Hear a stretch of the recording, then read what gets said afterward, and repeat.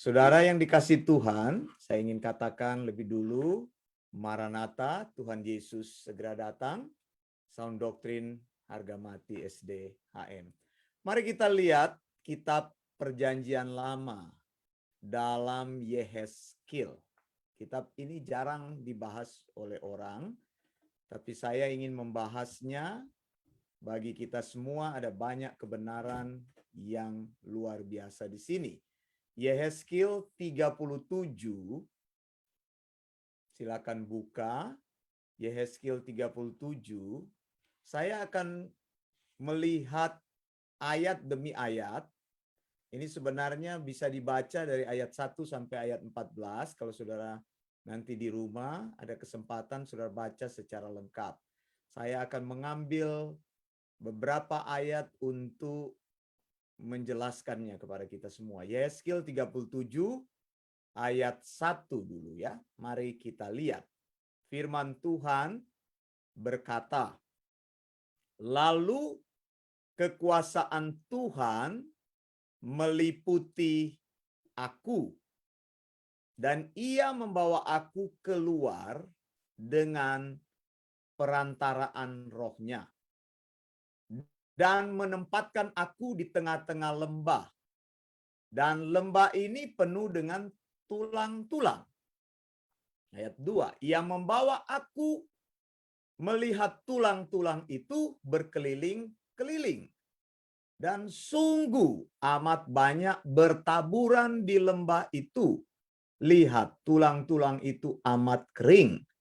Lalu ia berfirman kepadaku, hai anak manusia, dapatkah tulang-tulang ini dihidupkan kembali? Aku menjawab, ya Tuhan Allah, engkaulah yang mengetahui. Saudara, di sini dikatakan bahwa oleh kekuatan Tuhan dan oleh roh Tuhan, tiba-tiba Yehezkiel sudah berada di satu lembah. Begitu ya. Kata lembah itu dalam bahasa Ibrani itu bika. Bika. Jadi saya mau jelaskan begini. Bika itu bisa diartikan sebuah dataran. Begitu ya. Sebuah tempat yang luas. Bika itu bisa berarti padang gurun. Dan bika itu bisa berarti tempat terpencil yang jarang dikunjungi orang. Nah, Yehezkiel dibawa Tuhan bukan secara fisik, tetapi dalam penglihatan. Tiba-tiba dia ada di situ dan dilihat di situ. Katakan lembah itu, dataran itu semuanya berisi tulang. Saudara, tulang apa? Bukan tulang binatang, bukan tulang ayam. Bukan tulang sisa-sisa sampah manusia, begitu. Tapi tulang belulang yang dilihat adalah tulang-tulang manusia. Ayat 2 mengatakan, ia membawa aku melihat tulang-tulang itu berkeliling-keliling. Sebenarnya kata yang tepat di sini, berkeliling-keliling ini, tepat di situ adalah sahib, bukan berkeliling-keliling, bukan. Maksudnya, Yehezkiel melihat kiri kanan tulang, semuanya penuh tulang, begitu. Bukan diajak keliling-keliling. Agak salah terjemahan di situ. Maksudnya di sekitarnya penuh dengan tulang-tulang. Jadi yang dilihat tulang, dan yang dilihat tulang. Bukan tulangnya orang Batak, bukan. Tulang dan tulang, bukan. Tulang beneran, saudara ya. Maksud saya begitu ya. Jadi tulang manusia dan tulang yang dilihat oleh Yehezkiel ini adalah tulang yang sudah sangat kering. Betul ya? Tadi kita baca di dalam ayat yang ketiga atau ayat yang kedua dikatakan tulang-tulang itu amat kering. Jadi ini adalah sebuah lembah tempat kematian, Valley of Death. Yang dilihat itu adalah semuanya tulang. Nah, saudara yang dikasih Tuhan, sungguh aneh. Mengapa? Karena sebagai seorang imam, Yehezkiel itu adalah seorang imam. Ingat saudara, imam itu adalah keturunan daripada Harun. Yang dipegang oleh Yehezkiel. Dan sebagai orang Israel, Yehezkiel tidak pernah bertemu dengan kenyataan ini. Mestinya orang yang mati itu harus dikubur baik-baik. Betul nggak? Tapi orang-orang yang dilihat dalam tulang, kelihatan mereka akan di situ, dilemparkan di situ, tidak dikubur dengan baik.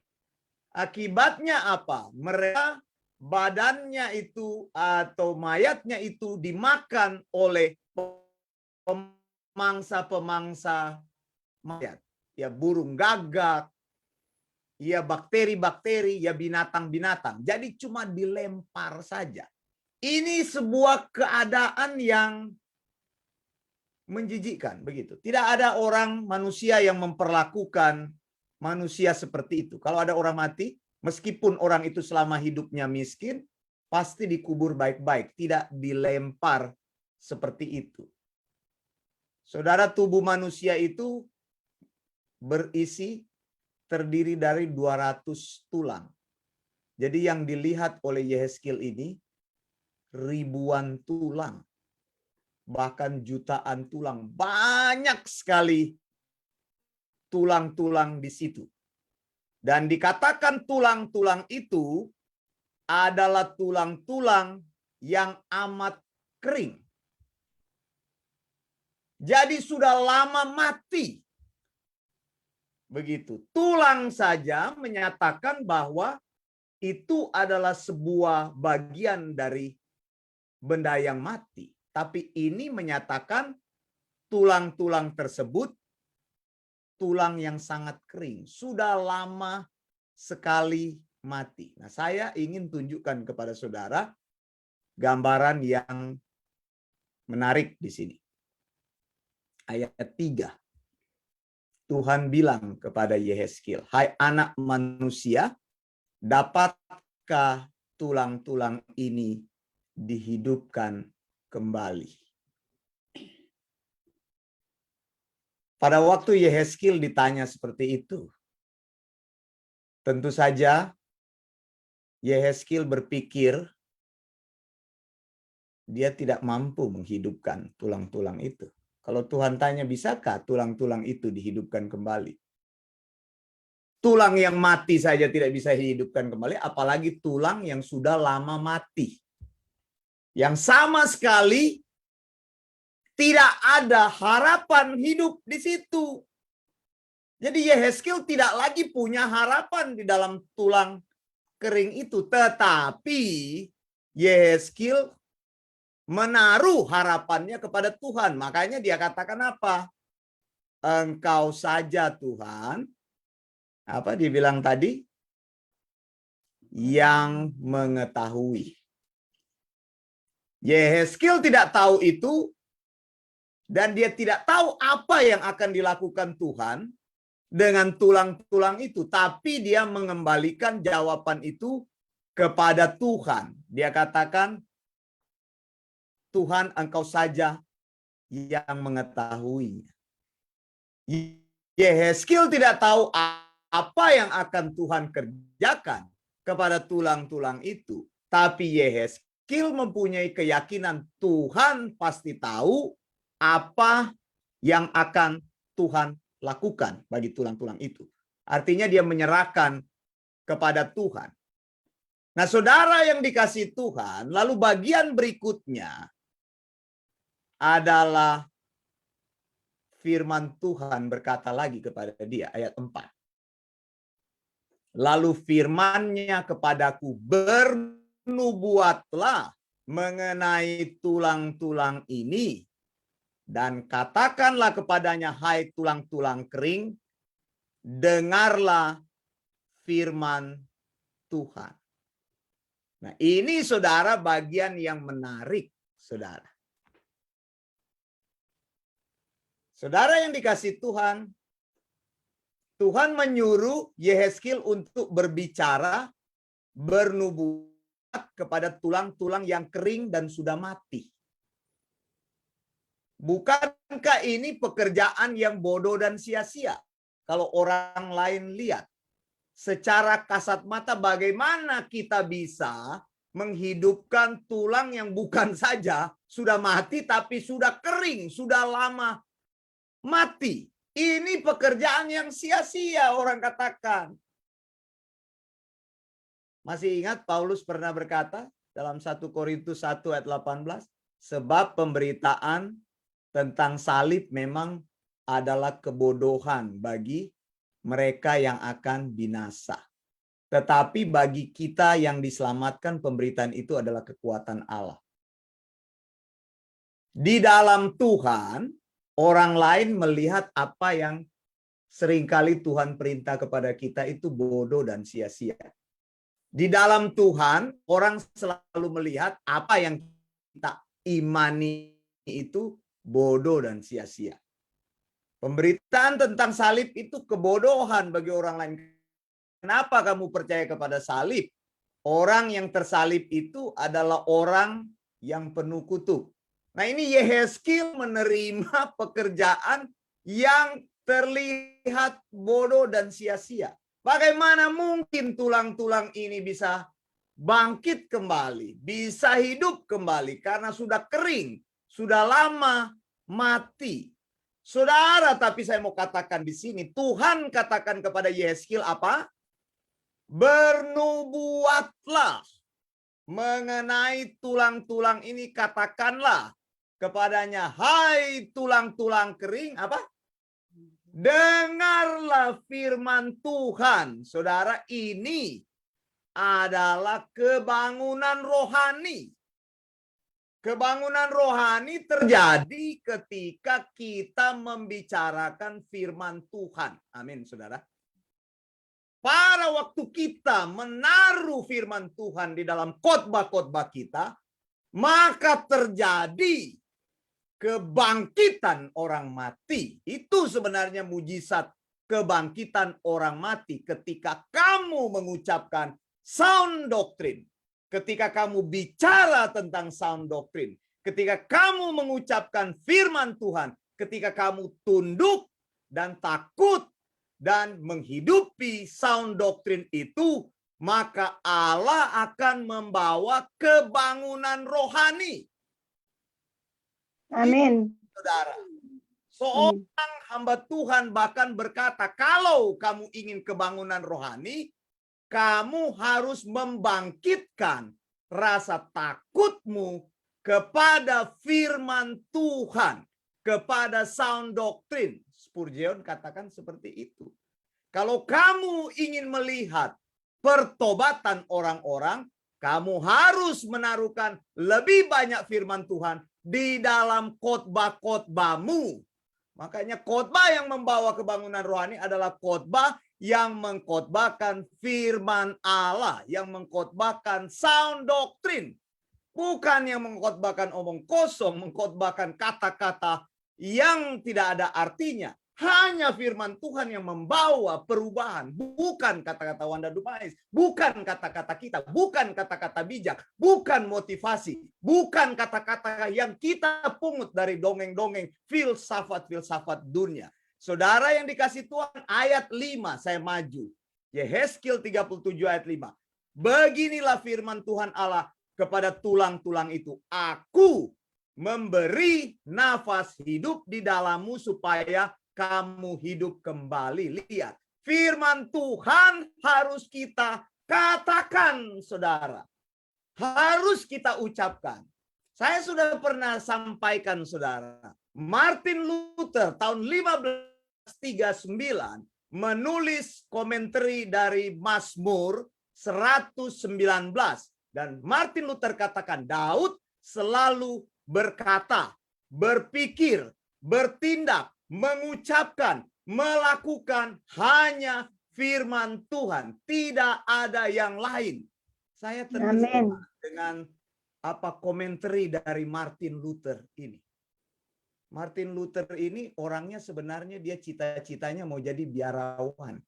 Dia tidak pernah berpikir mau menikah dan sebagainya. Tapi jalan hidupnya berubah ketika dia serius mengucapkan, mengajarkan firman Tuhan. Tuhan membawa dia menjadi alat yang efektif, membawa kebangunan rohani. Reformasi Protestan abad ke-16.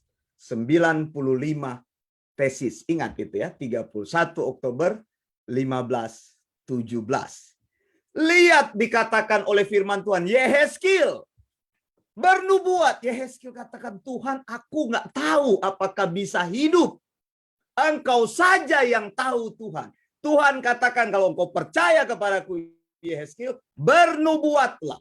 Ucapkan firman Tuhan, sampaikan firman Tuhan, ajarkan firman Tuhan, lepaskan hanya firman Tuhan. Hanya firman Tuhan di dalam hidupku. Sola scriptura. Oleh firman Tuhan saja. By scripture alone. Jadi kita hidup hanya oleh firman Tuhan saja. Dan kita menghidupi firman Tuhan itu. Yehezkiel 37 ayat 5. Tuhan bilang, beritahukanlah kepada tulang-tulang itu, aku memberi nafas hidup ke dalammu supaya kamu hidup kembali. Ayat 6. Aku akan memberi urat-urat kepadamu, menumbuhkan daging padamu, aku akan menutupi kamu dengan kulit. Lihat, memberikan kamu nafas hidup supaya kamu hidup kembali dan kamu mengetahui bahwa akulah Tuhan. Ayat 7, lalu aku bernubuat seperti apa yang Tuhan katakan. Segera aku bernubuat, terdengarlah suara, sungguh suatu suara berderak-derak. Tulang-tulang itu mulai bertemu satu sama lain. Sedang aku mengamat-amatinya, lihat urat-urat ada, daging tumbuh padanya, kemudian kulit menutupinya, tapi mereka belum bernafas. Firman-Nya kepadaku, bernubuatlah kepada nafas hidup itu, bernubuatlah hai anak manusia. Katakanlah kepada nafas hidup, beginilah firman Tuhan Allah, hai nafas hidup, datanglah dari keempat penjuru angin, berhembuslah ke dalam orang-orang yang terbunuh ini supaya mereka hidup kembali. Saudara, apa yang terjadi di sini? Jadi Yehezkiel membayangkan pada waktu itu, situasinya adalah orang-orang Israel ini yang banyak terbunuh mati di luar Yerusalem dalam perjalanan mereka ke tempat pembuangan. Tadi kan saya bilang gurun pasir, padang gurun. Jadi Yehezkiel melihat dengan mata kepala sendiri bagaimana di masa pembuangan banyak orang mati tanpa ada kuburannya. Karena mereka dipaksa untuk keluar dari Yerusalem, tidak ada orang yang menguburkan mereka. Mereka pergi ke tempat pembuangan, tidak ada lagi harapan bagi mereka. Makanya saudara, lihat ayat 10, dia bernubuat, nafas hidup itu masuk, mereka hidup kembali. Jadi terbentuk suatu tentara besar dikatakan oleh Yehezkiel. Lalu ayat 11, firman Tuhan menjelaskan, hai anak manusia, tulang-tulang ini adalah seluruh kaum Israel. Sungguh mereka mengatakan, tulang-tulang kami sudah menjadi kering, pengharapan kami sudah lenyap. Tapi Tuhan bilang, aku akan membuka kuburmu, membangkitkan kamu, hai orang Israel, dan bawa kamu ke tanah Israel. Sampai ayat 14 kita bisa membacanya. Saudara, apa yang terjadi kalau kita meminta Allah bekerja untuk membawa kebangunan rohani? Apa? Kita harus tahu bahwa kita berhadapan dengan tulang-tulang yang mati dan tulang-tulang yang kering, sudah lama mati. Kita harus sadar seperti Yehezkiel, kita berjalan di antara orang-orang yang mati. Ingat baik-baik. Apa yang harus kita lakukan? Seperti Yehezkiel, kita harus memproklamasikan sound doctrine. Amin, saudara. Karena engkau berhadapan bukan cuma tulang, saudara. Tapi tulang yang sudah kering, sudah lama mati. Sudah tidak ada kehidupan di dalamnya. Tulang saja itu adalah benda mati, apalagi tulang yang kering. Sudah tidak ada kehidupan sama sekali. Yang engkau harus lakukan adalah memproklamasikan firman Allah. Engkau harus menaruh keyakinan penuh di dalam firman Allah yang tidak pernah berubah. Amin, saudara. Amin. Firman Allah tidak pernah berubah. 1, 2, 3. Firman Allah tak pernah berubah. Nah, saudara, kemudian apa yang Tuhan katakan kepada Yehezkiel? Yehezkiel, bernubuatlah supaya nafas hidup itu masuk. Yang menghidupkan orang mati itu siapa? Orang yang mati rohani, Roh Kudus. Kita tidak pernah bisa membuat orang bertobat. Kita menjadi saluran Tuhan menyampaikan firman Tuhan, tapi Roh Kuduslah yang membangkitkan tulang-tulang yang mati itu. Jadi biarkan nafas Allah masuk ke dalam orang-orang yang hidup itu. Dan Roh Kudus itu, nafas itu ruach, saudara, dalam bahasa Ibrani. Ruach itu adalah roh. Ruach Elohim, roh dari Allah itu. Jadi yang disebut, kalau kita lihat Adam pertama kali, ketika Tuhan membentuk manusia dari tanah liat, dia menghembuskan nafas hidup. Dikatakan ruach Allah masuk di dalam Adam. Jadi kita itu ada kehidupan karena ada nafas. Nafas itu adalah roh, kan? Coba orang yang kehilangan nafas ya pasti mati. Tubuh itu akan tertinggal. Jadi roh itu, makanya pengkhotbah bilang orang mati itu tubuhnya tertinggal, rohnya kembali kepada Allah. Roh dan jiwa kembali kepada Allah karena milik Allah, ruach daripada Allah. Jadi orang-orang yang mati rohani mereka tidak mempunyai ruah itu. Maka Tuhan katakan bernubuatlah, sampaikan firman Allah, maka akan masuk kehidupan. Dan sesudah itu kehidupan Allah akan terjadi. Berdoa saudara dengan berani agar Roh Kudus bekerja di antara orang-orang yang mati itu supaya tulang-tulang itu bisa menjadi satu kembali, bisa dihidupkan Tuhan. Amin, saudara. Ini tugas kita sebagai orang yang percaya. Dan satu hal yang ingin saya mau katakan. Seorang hamba Tuhan tidak akan pernah kehilangan harapan. Lihat, Yehezkiel melihat tulang kering. Tuhan bilang, Yehezkiel, bisakah tulang itu hidup? Yehezkiel tahu tidak bisa. Tapi dia bilang, Tuhan, Engkau saja yang mengetahui. Kita tidak punya harapan. Kita tidak bisa memberikan harapan kepada orang. Tetapi kita bisa menaruh harapan kita di dalam Allah yang tidak pernah berubah. Amin. Di dalam firman Allah yang tidak pernah berubah. Di dalam kuasa Allah yang luar biasa itu. Bahwa Allah akan melakukannya.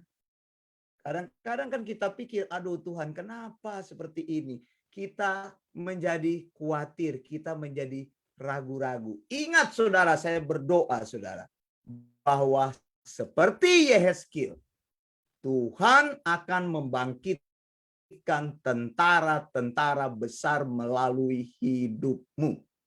Engkau punya keyakinan itu? Wah, siapa saya Tuhan? Amin. Saya ini cuma orang kecil ini bagaimana? Saudara, Yehezkiel adalah orang yang kecil juga. Jangan pikir dia besar karena anak imam. Kata-katanya tidak didengarkan orang Israel. Tapi Tuhan memberikan dia sebuah proyeksi. Membawa dia ke lembah kematian. Apakah engkau sekarang berada di lembah kematian itu? Mulailah ucapkan firman Tuhan yang benar. Pengajaran yang benar. Sampaikan.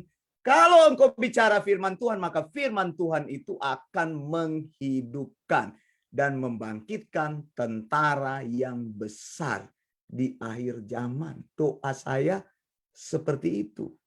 Setiap kita yang ada di sini, jangan bilang saya tidak bisa apa-apa Tuhan. Engkau akan dilatih untuk menjadi orang yang menyampaikan sound doktrin dan membangkitkan tentara yang besar. Jangan takut, yang memberikan kehidupan itu adalah Roh Kudus. Yang melahirbarukan adalah Roh Kudus. Kita hanyalah alat yang menyampaikan firman Tuhan. Kalau setia menyampaikan firman Tuhan, engkau akan lihat orang-orang akan datang karena mereka ingin mencari firman Tuhan. Amin, saudara. Ingat kata-kata Martin Luther, saya kutip kembali. Yang kita hanya katakan, yang hanya kita pikirkan, yang hanya kita ucapkan, yang hanya kita baca, tidak lain dan tidak bukan, hanyalah firman Allah. Tidak ada yang lain. Itulah arti sola scriptura. Firman Tuhan itu adalah sumber kehidupanku. Sampai kapanpun aku akan menjunjung firman Tuhan itu. Apa yang dikatakan oleh firman Tuhan, aku mensupportnya. Apa yang tidak dikatakan oleh firman Tuhan, tidak akan kusupport dalam hidupku. Karena firman Tuhan adalah final, absolut, ineran, infallible, dan apalagi satu, theopneustos. Nafas Allah, lihat. Nafas Allah yang memberikan ruach. Ingat, saudara, ruach itu roh itu. Dalam bahasa Ibrani itu ruach. Kita mengenalnya sebagai roh, ruah. Ruah itu hampir sama dengan bahasa Indonesia. Ruah itu adalah roh. Jadi Tuhanlah yang memberikan kehidupan, membangkitkan tentara yang besar. Saudara mau melalui hidupmu Tuhan bangkitkan tentara yang besar? Coba saya mau lihat apakah kita ada keyakinan. Jangan pernah putus asa, dan hamba Tuhan, orang yang ada di dalam Tuhan tidak akan pernah kehilangan harapan. Kalau Tuhan tanya, bisakah engkau melakukannya, Christine? Katakan, Tuhan, engkau saja yang bisa. Aku tidak bisa, betul. Bagaimana mungkin aku sudah lihat tulang aja, tulang yang sudah mati, apalagi ini tulang yang lama sudah mati, yang sudah kering. Hanya Tuhan yang mampu. Luar biasa. Ini waktu saya baca, saya mendapatkan kekuatan yang luar biasa. Karena apa yang ditulis oleh Yehezkiel ini. Dan engkau akan melihat tulang-tulang itu mulai berderak-derak.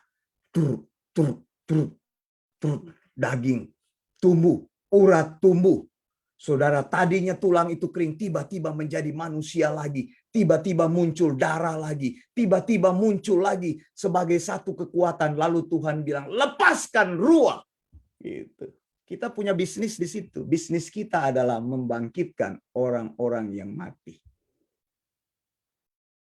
Mari kita ucapkan 1, 2, 3. Bisnis kita itu apa? Membangkitkan orang-orang mati. Caranya membangkitkan dengan apa? Ucapkan sound doktrin. Sampaikan sound doktrin. Perkatakan sound doktrin. Hidupi sound doktrin. Bacalah sound doktrin dalam hidupmu. Maka engkau akan melihat tulang-tulang itu bergerak-gerak. Haleluya. Tuhan menolong kita. Amin.